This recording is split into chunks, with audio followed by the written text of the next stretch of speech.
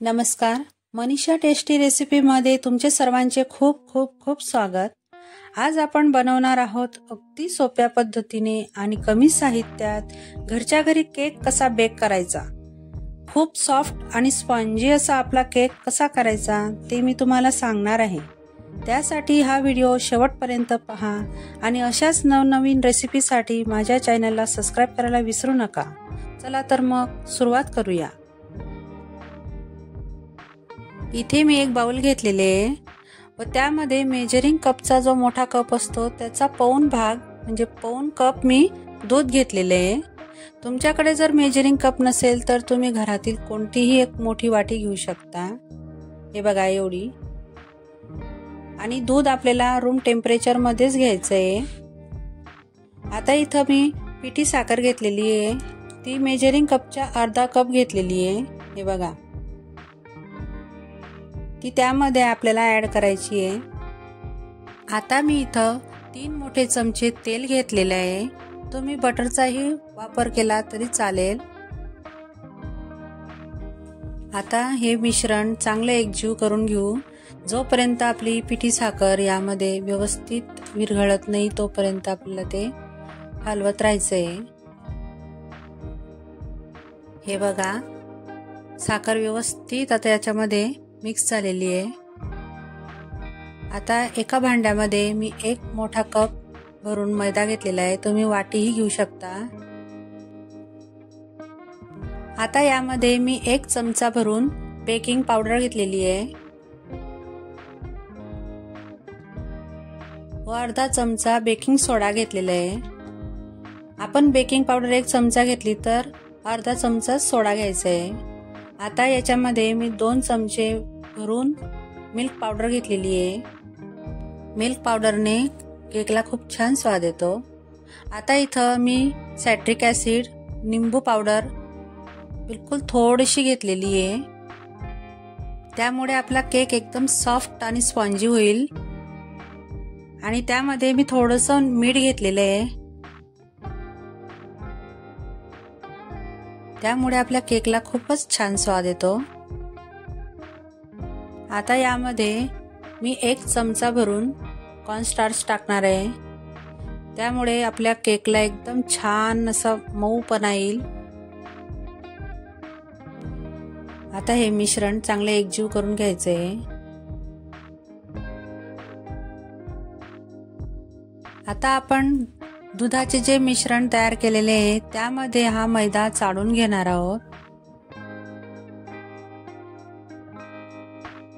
मैदा चाळून घेतल्यामुळे सगळे साहित्य हे व्यवस्थित मिक्स होतात व आपला केकही छान व्यवस्थित स्पॉन्जी होतो।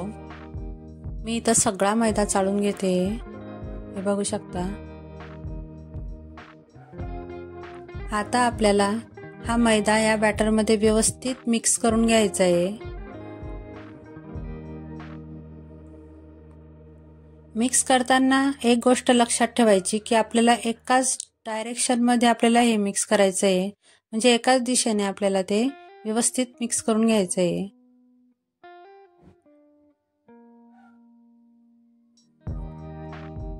यामुळे आपला केक व्यवस्थित फुगतो। आता यामध्ये मी इसेन्सचे 2-3 थेंब टाकून घेणार आहे। मी व्हॅनिला इसेन्स इथे यूज केलेला आहे, तुम्ही कोणत्याही फ्लेवरचं इसेन्स इथे यूज करू शकता। आता हे व्यवस्थित मिक्स झालेलं आहे बघा। आता मी इथे एक केक टिन घेतलेला आहे, मी चौकटी आकारामध्ये एक केक टिन घेतलेला आहे, तुम्ही गोलही घेऊ शकता। त्याला चांगला आतून मी तूप लावून घेतलेलं आहे, तुम्ही तेलही लावू शकता। व थोडा मैदा मी आता याच्यावर टाकून घेणार आहे, मैद्याची मी याला कोटिंग करणार आहे। तुमच्याकडे जर बटर पेपर असेल तर तुम्ही तोही यूज करू शकता। हे बघा, याप्रमाणे सगळीकडे मी आता हा मैदा फिरवून घेणार आहे व जास्तीचा मैदा असेल तो काढून घेणार आहे। यामुळे काय होतं की आपला केक खाली चिटकतही नाही आणि करपतही नाही। आता हे बॅटर आपण केक टिन मध्ये काढून घेणार आहोत, हे बघा याप्रमाणे। यामध्ये मी चॉकलेट टाकून घेणार आहे।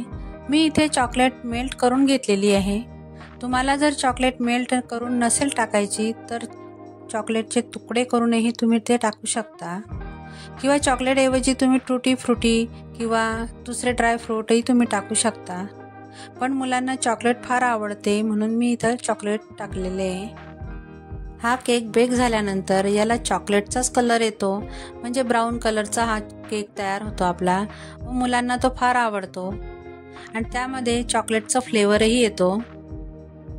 याप्रमाणे मी चाकूने थोडंसं त्याला हलवून घेतलेलं आहे. आता मी इथं वरतून बदामचे काप टाकून घेतलेले आहे.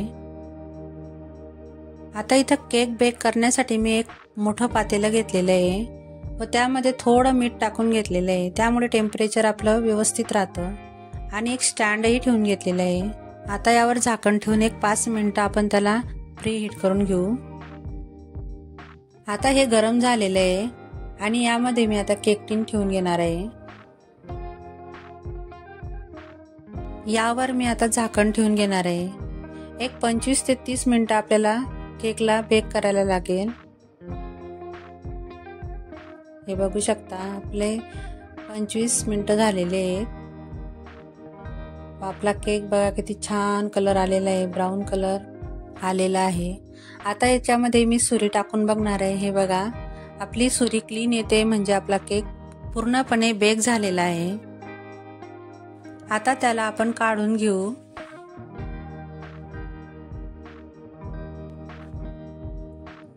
आता आपण केकला 15 मिनिटं तरी थंड करायला ठेवून घेऊ, म्हणजे तो व्यवस्थित निघेल. हे बघा आपला केक आता मस्त थंड झालेला आहे. चारी बाजूंनी सुरीने त्याच्या आता मी कडा मोकळ्या करून घेणार आहे. हे बघा याप्रमाणे, म्हणजे आपला केक व्यवस्थित निघतो. आता त्यावर एक प्लेट ठेवून घेणार आहे व ती अशी उलट करून केक आपला काढून घेणार आहे. हे बघा चिटकलेला नाही आहे. आता बघा किती छान दिसतोय आपला केक. मी आता तुम्हाला कट करून दाखवते केकला. एकदम सॉफ्ट असा आपला केक आहे. खाण्यालाही छान लागतो. तो चॉकलेटी असल्यामुळे मुलांना फार आवडतो.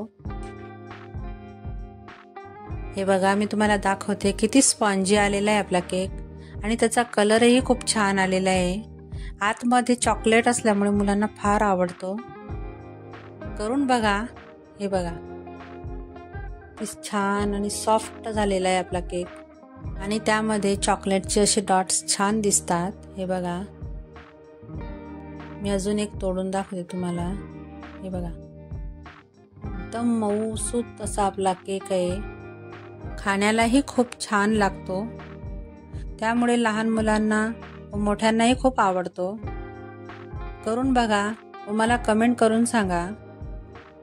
तुमच्याकडे अचानक पाहुणे आले तर तुम्ही अर्ध्या तासामध्ये हा केक व्यवस्थित बेक करून देऊ शकता. तुम्हाला ही माझी रेसिपी कशी वाटली? आवडल्यास लाईक करा, शेअर करा आणि सबस्क्राईब करायला विसरू नका. पुन्हा भेटूया अशाच एक नवीन रेसिपी सोबत. तोपर्यंत मस्त खा आणि स्वस्त राहा.